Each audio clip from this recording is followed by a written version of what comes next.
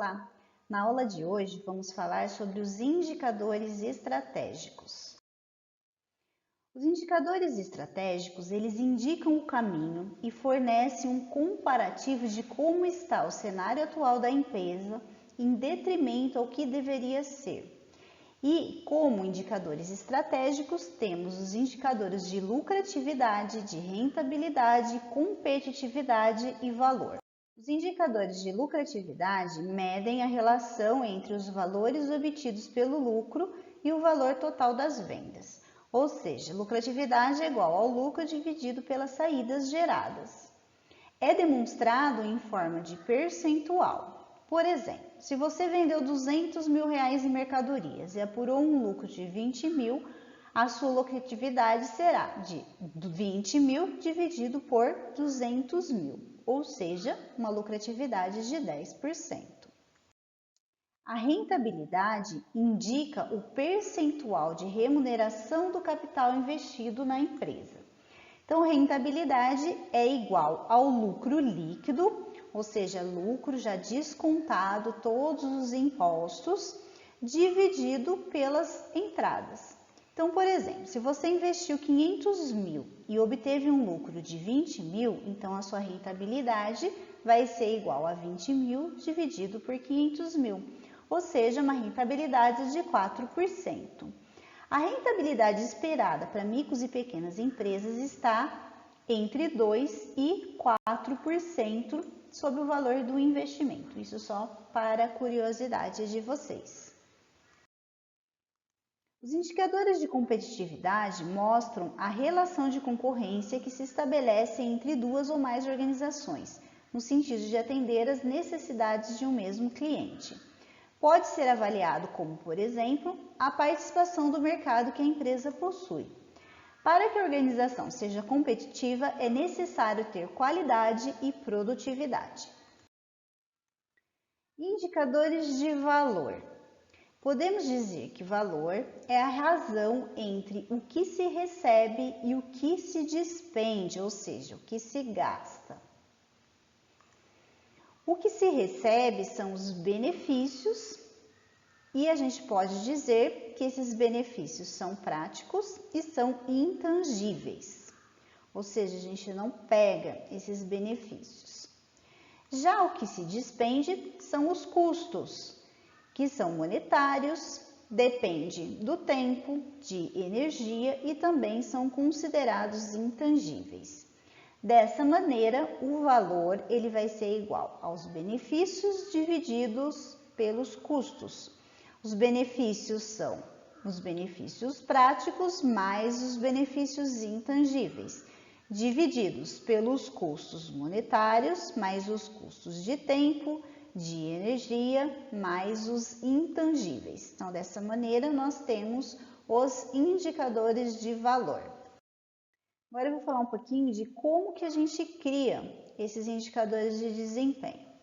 Os indicadores de desempenho específicos de uma empresa, eles variam de acordo com fatores como quais são os objetivos e estratégias particulares dessa empresa, com o segmento de atuação, fatores macro, como a economia, sociedade e política, tamanho da empresa e particularidades de sua equipe. Temos alguns exemplos aqui de indicadores de desempenho. Então, esses exemplos são indicadores a partir dos usuários ou a partir dos clientes da organização.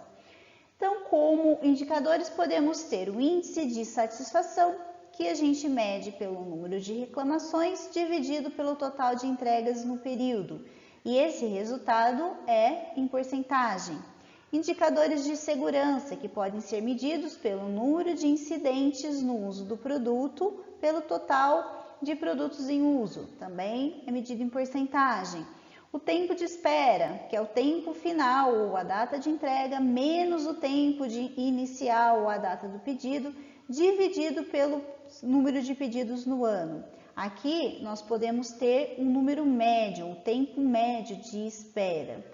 O tempo de execução de um projeto, que é a data da aceitação, de um projeto, que é a data prevista para a entrega, dividido pelo número de projetos no período. Então, nesse caso aqui, também a gente identifica o número médio. Então, uma maneira aqui, são alguns exemplos de indicadores de desempenho a partir dos nossos usuários. Agora, alguns exemplos de indicadores de desempenho para medir processo. Então, por exemplo, redução de defeitos. A gente pode ter um indicador como partes e produtos defeituosos dividido por partes e produtos produzidos no mesmo período, por exemplo, mês. E qual é a porcentagem por mês? Eliminação de perdas, material perdido dividido pelo material necessário por produto no período. Como que a gente mede? Porcentagem por mês. E vários outros aqui, como contatos com clientes, devoluções, eficiências, chamadas técnicas que vocês podem observar aqui como exemplos. Para medir agora o desempenho a partir dos servidores, então, por exemplo, a produtividade, que seria a produção dividido pela pessoa no período de trabalho, por exemplo, valor por mês. Rotatividade, número de funcionários que saíram sobre o total de funcionários no período, também é medido por porcentagem mês.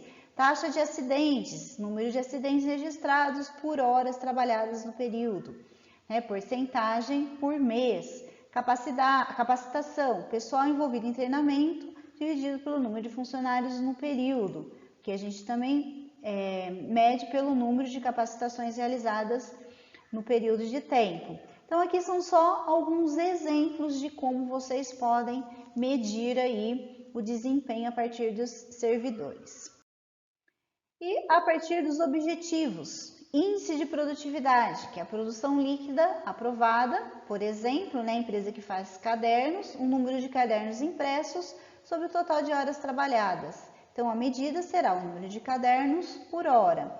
Índice de devolução, o total devolvido dividido pelo volume total faturado no período. Porcentagem por mês, se o período for mês. E assim por diante, Temos outros exemplos aqui de taxa de faturamento médio por cliente e crescimento do faturamento. Agora, indicadores de desempenho no suporte ao processo. Por exemplo, tempo de atravessamento de produção, que é o tempo de processamento, Então, horas paradas dividido pelo total de horas do período. Então, tem a porcentagem por mês. A automação, total de operações automatizadas dividido pelo total de operações. A gente tem aqui a porcentagem. Serviços terceirizados, quantidade de serviços terceirizados dividido pelo total de serviços. Também a gente mede em porcentagem. Então, são só alguns exemplos. E eu vou falar um pouquinho para vocês sobre os erros mais comuns ao escolher os indicadores de desempenho. Então, eu listei 5 erros aqui mais comuns. São eles: usar somente as métricas fáceis. Então, alguns indicadores de desempenho exigirão mais trabalho do que outros. No entanto, a quantidade de esforço necessária para chegar aos resultados deve ser considerada de acordo com a relevância daquela métrica para os objetivos da empresa. Então, se aquela métrica é relevante, vale a pena se esforçar e levar mais tempo para chegar nessa métrica. Medir o que não é tão importante. Então, uma dica para não se perder tempo aqui é listar as etapas necessárias para atingir um determinado objetivo e se ater às métricas que irão avaliar se cada etapa está sendo mesmo cumprida. Um outro erro: usar indicadores para medir tarefas em vez de resultados. O objetivo dos indicadores de produtividade é garantir que um objetivo seja alcançado. No entanto, essa diretiva pode ser facilmente confundida com as necessidades de medir ações e não o resultado em si. Portanto, métricas como o número de horas trabalhadas ou o número de interações com o cliente não devem ser usadas como medidas-chave. Esses números podem ser registrados para compor um indicador de desempenho mais amplo. Criar indicadores de desempenho sem aderência da equipe. Muitas vezes os líderes ficam tão envolvidos em sua busca por atingir os objetivos que acabam definindo os indicadores de desempenho sem compartilhar com seus colegas. A adesão da equipe é tão ou mais importante quanto a definição dos indicadores de desempenho corretos.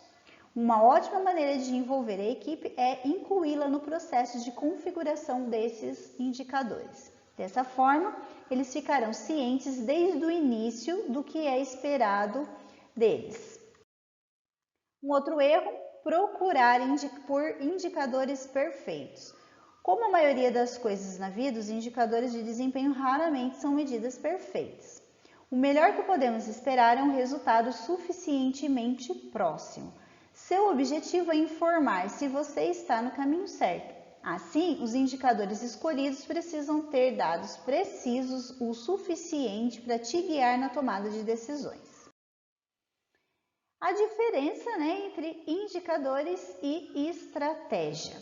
Os objetivos e metas podem variar em função do tempo. Por exemplo, hoje a meta é reduzir custos e o indicador de eficiência. Amanhã a meta é melhorar o atendimento ao cliente e os indicadores de qualidade estão em jogo nesse caso. As limitações, sempre devemos pensar nelas, Então, um indicador, ele não diz o que fazer para melhorar, ele apenas oferece relações numéricas que refletem uma situação inicial, uma situação atual. Então, se hoje estamos gastando R$1.000 para atender a 500 clientes, o indicador não vai dizer se isso é bom, ruim ou se está de acordo com o esperado. Então, ele só vai medir. E não se esqueçam, Não se gerencia o que não se mede, não se mede o que não se define o que não se entende, mas há sucesso no que não se gerencia. Fica aí essa dica. Até a próxima!